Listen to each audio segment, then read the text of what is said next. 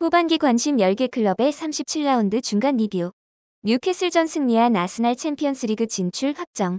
남은 맨시티와 본머스전을 숨죽이며 지켜볼 아스톤 빌라 편을 하겠습니다. 37라운드 중간 리뷰 요약을 하겠습니다. 챔피언스리그 진출 조기 확정이 걸린 2위 아스날과 3위 뉴캐슬의 매치는 아스날이 승리하며 진출을 확정지었습니다. 4위 맨시티전이 5월 21일 예정인 상태에서 5에서 7위 팀인 첼시, 아스톤 빌라, 노팅엄은 순위 경쟁을 이어갈 승점 3점을 확보하는 데 성공했습니다. 37라운드의 마지막 맨시티전 결과에 따라 순위 조정이 생기겠네요.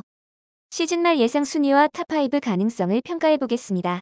5에서 7위 팀들이 승리하면서 37라운드 마지막 경기인 맨시티와 본머스전의 결과가 중요해졌는데요. 맨시티가 예상과 달리 본머스에 패한다면 승점 65점으로 탑5에서 밀려나면서 자력으로 탑5 진입이 불가능해집니다. 경쟁팀들 중 골득실이 가장 적은 아스톤 빌라로서는 승점으로 경쟁팀 하나를 밀어낼 수 있는 기회라 맨시티와 본머스전을 숨죽이며 지켜보겠네요. 37라운드 매치별 리뷰를 하겠습니다. 첫 번째는 다음 시즌 챔피언스리그 진출 조기 확정이 걸려있던 2위 아스날과 3위 뉴캐슬의 맞대결 경기입니다. 아스날이 뉴캐슬을 1대0으로 승리하면서 조기 진출을 확정지었습니다. 전반 20분까지 뉴캐슬은 3번, 아스날은 1번의 위협적 공격 상황이 있었으나 양팀 모두 골키퍼 선방에 막혀 득점에 실패했습니다. 6분 아스날 키퍼의 패스를 인터셉트한 뉴캐슬의 기회가 왔었으나 기마랑이스의 슈팅은 라야 골키퍼가 선방해내고 세컨드볼에서 다시 기마랑이스의 슈팅은 수비가 클리어링해냈습니다. 11분 뉴캐슬의 역습 상황 리브라멘토의 패스를 받은 고든이 힐패스로 바로 연계하고 리브라멘토가 슈팅을 했지만 라야 골키퍼가 다시 막아냈습니다.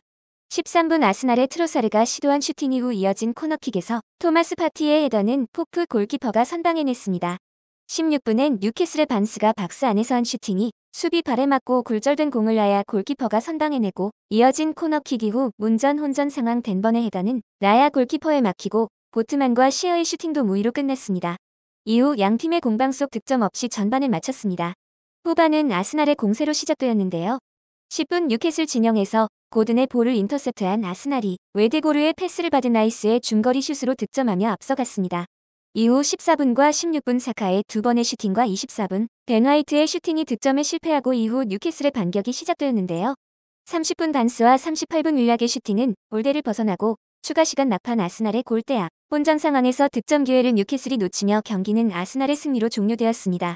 챔피언스리그 일정과 맞물려 한동안 리그 성적이 부진했던 아스날은 후반 나이스의 한 방의 골로 드디어 확정지었습니다. 뉴캐슬은 전반 득점 기회에서 라야 골키퍼에 막힌 것이 아쉬울 수밖에 없겠네요.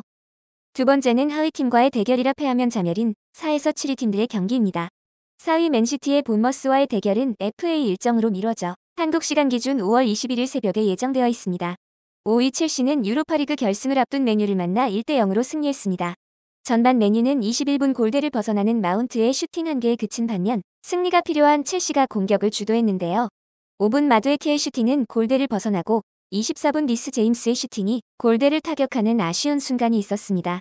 이후 콜 파머, 엔소 카이세도가 공격을 주도했으나 득점에 실패하고 전반을 마쳤습니다. 후반 4분 첼시의 프리킥이 수비에 막히고 7분과 10분 맨유의 마운트와 브루노 페르난데스의 슈팅은 골대를 벗어났습니다. 16분 골키퍼 오나나의 파울로 인한 PK가 VAR로 번복되고 24분 디알로는 문전 돌파 중 다이빙으로 경고를 받는 파울 이슈가 있다가 결국 26분 네트의 패스를 받은 리스 제임스가 수비를 피하는 터닝 동작 후 문전으로 보낸 그림 같은 크로스를 쿠쿠레야가 헤더로 득점하면서 첼시가 앞서갔습니다. 이후 28분 첼시의 마두에케가 수비 라인을 무너뜨린 크로스를 놓치고 34분 아마드 디알로가 측면에서 중앙으로 돌파 후 시도한 강슛이 키퍼 선방에 막혔습니다. 추가 시간까지 양팀 모두 추가 득점에 실패하며 경기는 첼시의 승리로 종료되었습니다. 경기를 주도한 첼시가 순위 경쟁에 중요한 승점 3점을 챙겼네요. 6위 아스톤 빌라는 유로파리그 결승을 앞둔 토트넘을 만나 2대0으로 승리했습니다. 전반에 토트넘은 14분 손흥민의 골대를 벗어난 가마차기 슈팅과 16분 텔의 크로스를 힐킥으로 처리한 오도벨의 슈팅 2개에 그치면서 대부분 아스톤 빌라의 공세로 진행되었습니다. 하지만 아스톤 빌라도 와킨스, 맥긴, 로저스, 아센시오, 콘사의 공격이 모두 무위에 그치면서 전반은 양팀 모두 득점 없이 마쳤습니다. 후반도 유효 슈팅이 없던 토트넘에 비해 아스톤 빌라의 공세가 더욱 거세졌는데요. 13분 단소가 슈 블락을 해냈으나 이어진 코너킥 상황 와킨스의 헤더 패스를 콘사가 골대 앞에서 득점하며 아스톤 빌라가 선제골을 넣었고 28분 박스 근처 카마라의 기습적인 중거리 슈팅도 득점이 되면서 경기는 아스톤 빌라의 승리로 종료되었습니다. 경기를 주도한 아스톤 빌라가 순위 경쟁의 중요한 승점 3점을 챙겼네요. 7위 노팅엄은 웨스트햄을 만나 2대1로 승리했습니다. 전반 10분간은 양팀의 거센 공세 속 키퍼들의 선방이 눈에 띄었는데요. 시작과 함께 웨스트햄 수책의 헤더를 셀스 키퍼가 선방해내고 5분 노팅엄의 스로우인 상황, 골대 앞 흐른 볼을 깁스 화이트가 슈팅하였으나 아레올라 키퍼가 선방해냈습니다. 7분 보웬의 패스를 받은 소우팔의 슈팅을 셀스 키퍼가 선방해내고 9분 우드의 중거리 강슛을 아레올라 키퍼가 막아냈습니다. 하지만 11분 키퍼의 패스미스 상황 인터셉트한 깁스 화이트가 득점하며 노팅엄이 먼저 앞서갔습니다. 이후 양팀의 공세 속 우드와 쿠두스의 헤더는 득점에 실패하고 40분 우드의 역습 1대1 상황에서 애매한 처리로 기회를 놓친 채 전반을 마쳤습니다. 후반 초반 15분은 웨스트햄이 공세를 펼쳤으나 슈팅들이 위협적이지 못한 반면 16분 노팅엄의 프리킥 상황 엘랑가의 프리킥을 밀렌코비치가 헤더로 득점하며 오히려 점수는 2점 차로 벌어졌습니다. 이후 웨스트햄의 주도로 공방이 오가다 41분 파케타가 박스 안으로 로빙 패스를 한 것을 수비가 걷어냈으나 바로 보웬이 득점하며 웨스트햄이 1점 만회하였습니다. 이후 11분 이상의 추가 시간 양팀의 격해진 신경전 속 공방이 펼쳐졌으나 추가 득점 없이 경기는 노팅엄의 승리로 종료되었습니다.